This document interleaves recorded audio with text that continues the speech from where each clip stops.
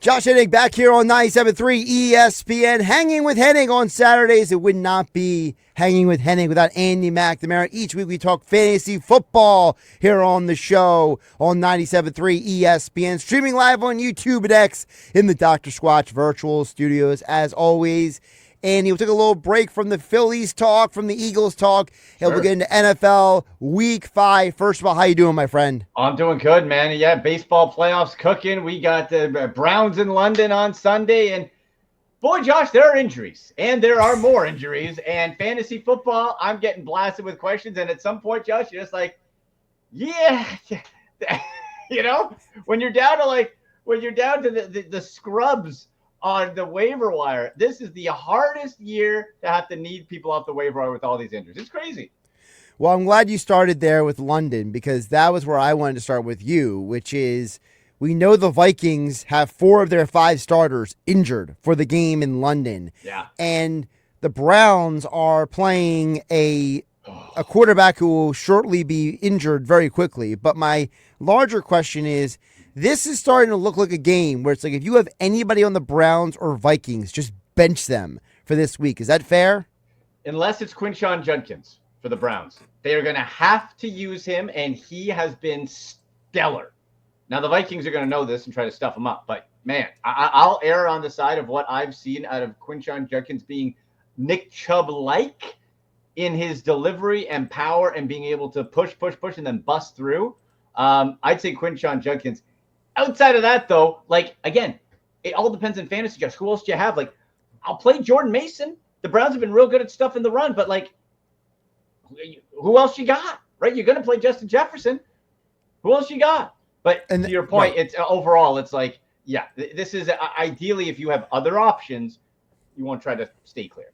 And that's very frustrating because you came into the year looking at guys like Jerry Jeudy, David Njoku, Harold Fannin Jr. for the Browns. And then the flip side, Justin Jefferson, TJ Hawkinson, and others. Mm-hmm. Like, you came into the year drafting these guys wherever you drafted them, putting investment capital, if you're a fantasy football player, right, into these guys in some capacity. Like, I know one guy who spent $20 to pick Jeudy up in fantasy off the waiver. Was it Jeudy or Harold Fannin Jr.? I forget which one, but like he put money out. Like, he put actual money out to pick these guys up. So there's a lot of frustrated fantasy football players right now, Andy. Yeah, and you talk about tight ends, right? You had TJ Hawkinson, bounced back with J.J. McCarthy, who I wasn't a believer in, gets hurt.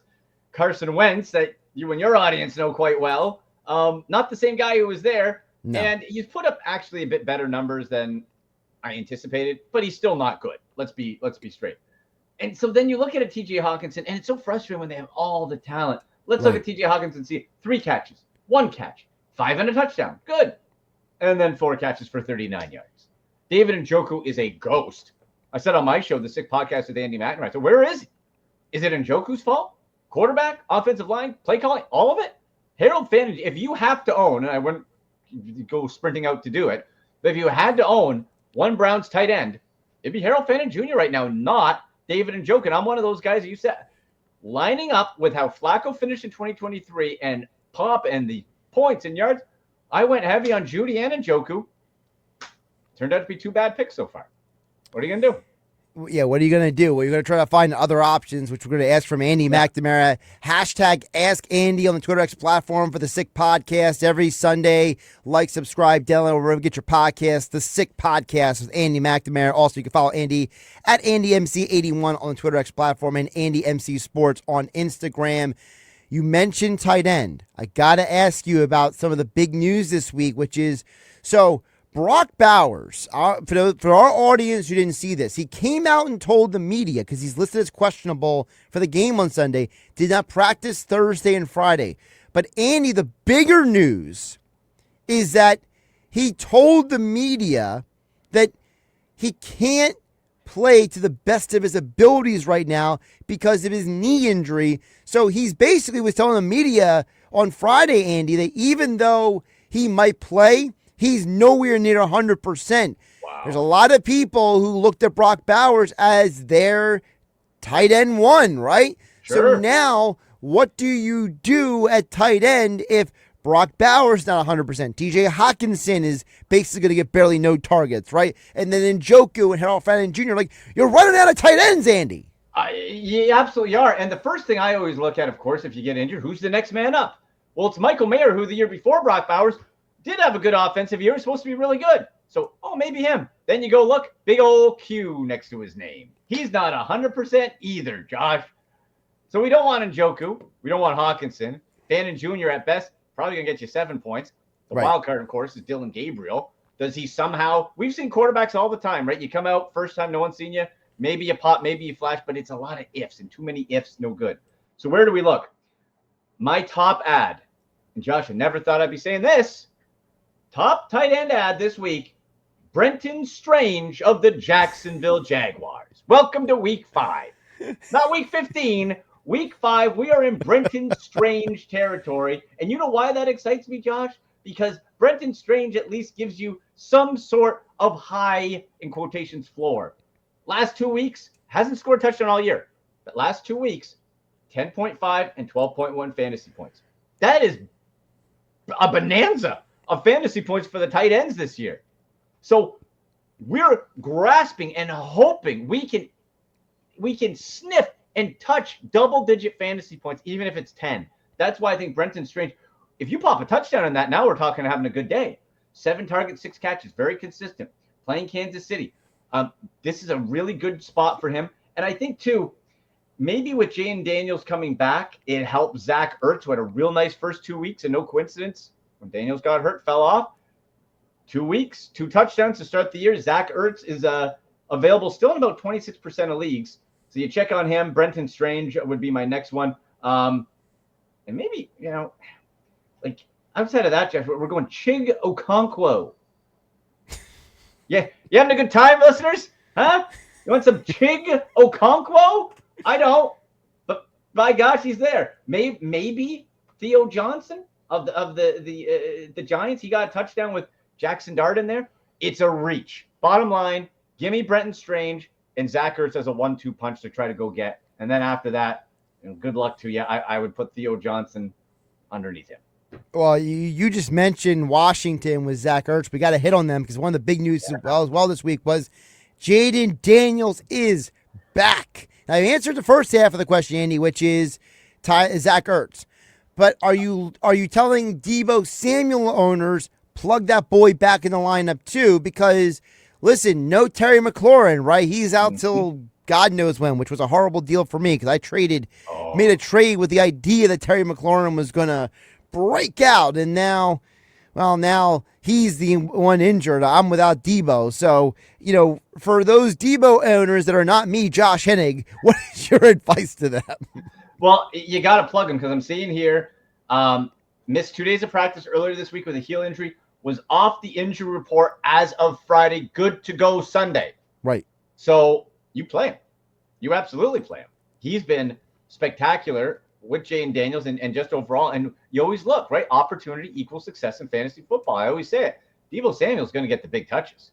You got it. So I think a Samuel Ertz combo here is actually a pretty nice play if you can do it.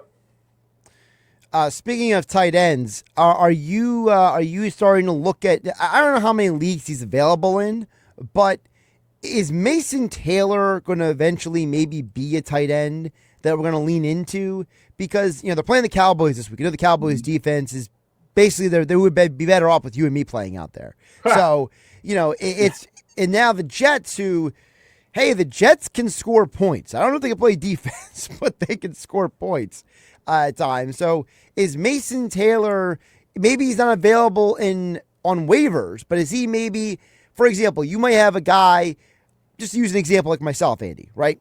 So in one of my fantasy leagues, we made a trade this week because I happen to have 4 tight ends, okay? Went heavy. Well, it's a little bit much, right? A little much. Yeah. So I looked at my tight ends, and I was like, who am I the least confident in? Mm-hmm. Ended up being Sam Laporta, which I drafted Laporta with the idea that Jared Goff, tight end. Well, apparently Ben Johnson's gone, and Sam Laporta has become basically, nothing. I think he's averaging like 8 points fantasy points a game. Very Well, I disappointing. needed a running back, so I traded him away because I was like, well, I've collected enough other tight ends that I can can afford it. trade. I can afford it, right? So is there maybe other people like myself who maybe collected tight ends, and maybe one of those collected tight ends is Mason Taylor, and that people in our audience can say Mason Taylor is a trade target? You know what? It's possible. And let's look at the development so far. So we got to look. Rookie tight end, not always the best thing. Recent years, a bit different. First game, 1 target, 1 catch. Second game, 2 targets, 1 catch. Third game, 6 targets, 4 catches, just for 18 yards. Yuck. Last game, 7 targets, 5 catches, 65 yards in PPR, hit 11.5 fantasy points. We're not talking touchdowns again, right? So we have to take into consideration too. What does Justin Fields do best? He runs a lot. And that's always iffy. Is there going to be enough? Is he going to be able to get the ball when you have Garrett Wilson? If he can develop into the number 2 behind Wilson, which is not unreasonable to think, and we've seen the target share and production go up week over week, might not be a bad play against Dallas. It is still very iffy because we haven't seen it consistently, but at least we're showing a trend. So an acquisition, like we said, would I rather take a shot at Mason Taylor than Chig Okonkwo? Yes, I would. Because I think there's more opportunity for him there. But he's far from a sure thing. And waiver wire-wise, Josh, he's available in 91% of Yahoo leagues. So if you want him, he's probably there. Very, very interesting. Another name who might be out there in a lot of leagues, Andy, would be Jalen Tolbert. And people might be like, why are you bringing up Jalen Tolbert? Especially if people listen to 97.3 ESPN, they know that when Tolbert was drafted, I told the Cowboy fans to calm down because I didn't think he was going to come into the league and go off like all the people have said. But this might be the time to pick him up because no CeeDee Lamb. And now Kevontae Turpin has been ruled out for week 5 against one of the worst scoring defenses in football, the New York Jets. So is Jalen Tolbert maybe, hey, you're in like a 12-man league or you're looking for a streaming option with the entire, the fact that the Packers are on the bye this week is probably killing a lot of people out there. So like Falcons too, yeah. Right. So like, is Jalen Tolbert a guy that maybe you pick up just for this week to maybe get some points in the Cowboys offense? I would prefer a Malik Washington personally, out of Miami because of the Tyreek Hill injury. Then that is a big opportunity. Tolbert, I got Tolbert a couple weeks ago for this type of scenario, Josh, and I haven't been able to put him in my lineup. Now he did hit double digits last week, back-to-back weeks with 6 targets, but 3 and 4 catches, 61 yards last week, which is nice. But we haven't seen it. So you could put him in, and we could be talking about a 6-7 point day, right? Or the production goes up a little bit. I would rather a Malik Washington option. As a desperation flex, though, at least we can see a path where he could. You don't want dart throws, right? You want at least something, okay, if I connect the dots, does it make sense? And then if you can do that, then I never feel bad about putting a player in the lineup. If I can connect it and say, this is a path to success, and then if it happens or not, you deal with it. There is a path to success for Tolbert. I would just prefer, if possible, maybe go a little bit different direction. I just want to let the audience know that Andy and I did not go over these questions because he's pretty much leading me into every player, whether he means to or not, because you mentioned Dart. So the next question was about Jackson Dart. Not to start him, but no Malik Neighbors. He is done for the year. Is it now time to hit the waiver wire, hit the trades, and go get Darius Slayton? Oh, boy. You got like Wan'Dale Robinson, Darius Slayton. I am so unexcited. So unexcited about the New York Giants, Josh. I'm just like, I would put them production-wise. Look, and we've seen it. You can get 1 week he pops, and it's like 30 points, and then nothing for weeks. Plus, the more games Jackson Dart sees, the more tape is going to be on it, and the more we could see the rookie get figured out a little bit. I actually don't mind you get yourself some Jackson Dart against the Saints this week. Right. If you need a bye week fill, I'd play him. I think he's a viable, 2 QB leagues. You put him in as your second if he's there. He's got the legs. Outside of that, we're kind of guessing. I feel the best fantasy option who gets a boost from Dart is actually Cam Scatterbo. I think he could, because, again, you don't want to put too much on the rookie, could be the biggest beneficiary. personally, I was looking at this at waivers. I think it's kind of a wash. Robinson and Slay. It's like, oh man, Josh, I don't like it. I would say this. I got a couple other names. I would say, and he bombed last week, but Alik Ayamaner. I talked about him last week. Had a stinker, but 7 targets, only 2 catches. Okay, tough Houston defense. You're playing Arizona. I think there's a bounce back option. The previous 2 weeks had a pair of touchdowns. Cam Ward loves him. Then you look, Troy Franklin going up against Philly, right? He's not going to get the primary, secondary coverage. And this is somebody who's been kind of hovering high singles, had the one big week. Those are 2 players I would personally feel better about than any of the Giants receivers. You mentioned about Dar as maybe a streaming option for this week, but no Lamar Jackson. He is not playing. Yeah. So for the Lamar Jackson owners out there, maybe for the owners of a quarterback like a JJ McCarthy, which I don't know why you would own him, but maybe you do. Maybe you're someone who looked at Brock Purdy and Mac Jones and said, never mind on Thursday night. Or maybe you have a quarterback on a bye, Jordan Love, for example, right? So who are some streaming quarterbacks that Andy McNamara is looking at? Boy, man, it is so bare. The cupboard is so bare because we're looking at it and it's like, okay, I don't want Cooper Rush because the automatic, again, we look to the backups, right? It's okay. Do I want Cooper Rush? Well, I think Cooper Rush, real life game manager, can get you by in real life. Fantasy, nothing, right? I'm not buying that. Jake Browning has been a complete flop, which surprised me, Josh, because of the talent around him and how good he did in 2023. So we don't want a Jake Browning. He's been a total disaster. So where do we go, right? Is Carson Wentz against that Browns defense? Browns defense has feasted on better quarterbacks than him. So we got to look at, like, I talked myself out of Cooper Rush, but in one league, it's a 2 QB league, and like literally it is Cooper Rush or backups who definitely won't play. I have to go Cooper Rush. And there is a world where I think you could distribute the ball and get you maybe like 14 fantasy points. And maybe that's the best we can hope for. Because outside of that, man, I'm looking on the waiver wire. Like, dude, there's literally no one who you can pick up who's going to play outside of Carson Wentz. Like, if you went Mac Jones, right, it's Carson Wentz or Cooper Rush. Like, I can't even give you a better option than that. If any of the listeners have, because every waiver wire is different, if you have options on your waiver wire, hit me up. Hashtag Ask Andy at AndyMC81 on X or Andy at AndyMC Sports on Instagram. Let me know the specifics, because from what I'm seeing, Josh, I'm not going Carson Wentz. And you might have to go Cooper Rush and hope you get like 14 fantasy points. Well, like for example, in my one league, when Joe Burrow went down, I picked up Daniel Jones immediately. Yeah. And because he was still available at that point. Yeah. I'm sure Daniel Jones is basically not available anymore. No. And let's be fair, you could argue that for a team like the Colts, that was probably, if not the best, one of the best defenses they will face all year. Because outside of the Texans, who on the Colts schedule are they going to play that's going to have you worried defensively? So, if you're someone like me who in my one league, I was smart enough to go pick up Daniel Jones, I think that you look at the Colts schedule and you have to look at those guys. And I know A.D. Mitchell dropped the ball last week, but whatever. Mm-hmm. We're moving on. We're on to Vegas, right? On to Vegas. But the idea is here is the schedule for the Colts moving forward, Andy, really quick. Yeah. Raiders, Cardinals. You're good. Yeah. At the Chargers, might want to bench them.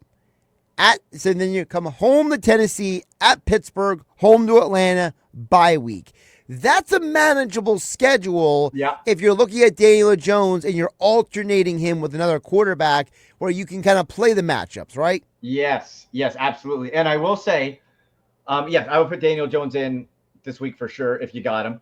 One other guy, and I thought his roster was a bit higher. It actually dropped 15% from last week. So now who might be available? Geno Smith out of Vegas. And I know we're not doing cartwheels over that, Josh, but by golly, he's better than Cooper Rush and Carson Wentz.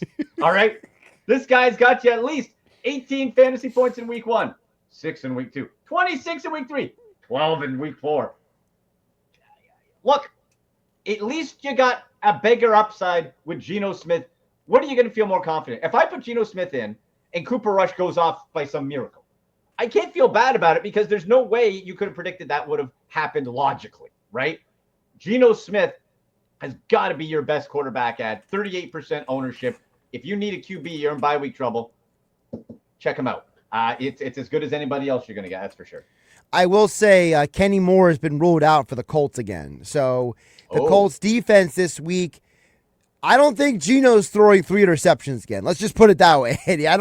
He's listed at forecast to get 15.15 fantasy points. In bye week stuff, if you're injured, I'd take it.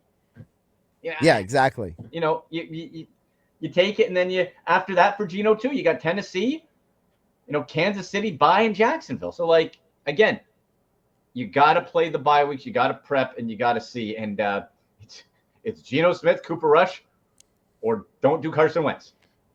Exactly. He's Andy McNamara, AndyMC81 on the Twitter X platform, at AndyMC Sports on Instagram. The Sick Podcast, like, subscribe, download wherever you get your podcast. Anyway, what you got going on the show tomorrow?